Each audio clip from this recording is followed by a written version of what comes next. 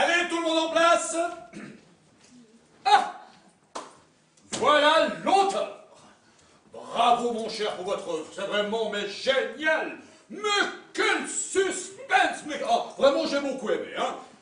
Où est Chouquette, notre star maison, là? Ah, là, voilà la petite Chouquette. Je vais lui faire un bibise, hein, petite Chouquette. Vous êtes l'auteur.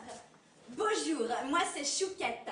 Vous savez, il est méga top ce costume. Et vous savez qu'elle a fait sauter l'audimat avec les 200 épisodes de Chouquette à la cafette.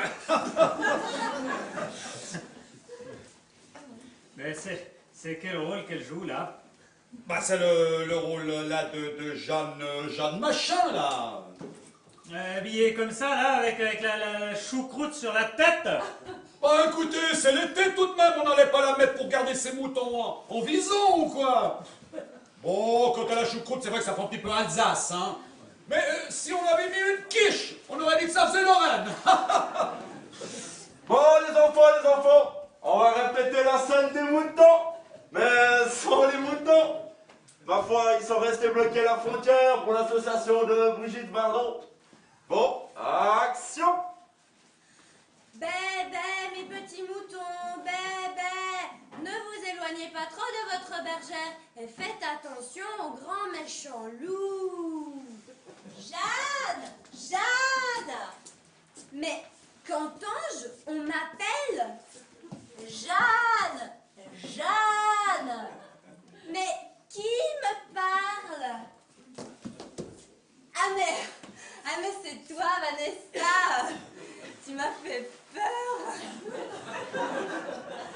Jeanne, devine ce que je viens d'apprendre à la cafette. À la taverne, pas à la cafette. Excusez-moi, c'est l'habitude. Bon, on fait une pause pendant 5 minutes. Dites-moi, c'est quel rôle qu'elle joue là, la garce lobotomisée? Bah, c'est Vanessa, la meilleure amie de Chouquette, qui vient la prévenir que les Anglais ont débarqué. Bah, comment ça la prévenir? Alors elle n'entend plus des voix maintenant. Oh mais non. Oh là, mais surtout pas. On va penser qu'elle se drogue, qu'elle fume en gardant ses moutons. Non, ils ne font pas. Enfin, l'histoire. Mais l'histoire, mon cher, elle reste la même, excellente. On a juste apporté quelques petites modifications sans importance. D'ailleurs, à ce propos, là, votre chinois, il faudra me le changer, ça va pas, hein. Le chinois, mais de quel chinois vous me parlez là? L'autre là, Charles Vie. Charles VII. Oh. Ah ouais, mais bon, si vous écrivez n'importe comment aussi... Non, comment vous voulez qu'on s'y retrouve? Bon, les enfants, on va répéter la scène de la plage en attendant les moutons. Non, parce que vous mettez Jeanne d'Arc à la plage maintenant. Bah oui, pourquoi? Elle n'a pas le droit d'aller se baigner, elle aussi? D'ailleurs, à la plage, les Anglais, ils ont bien débarqué à la plage, non?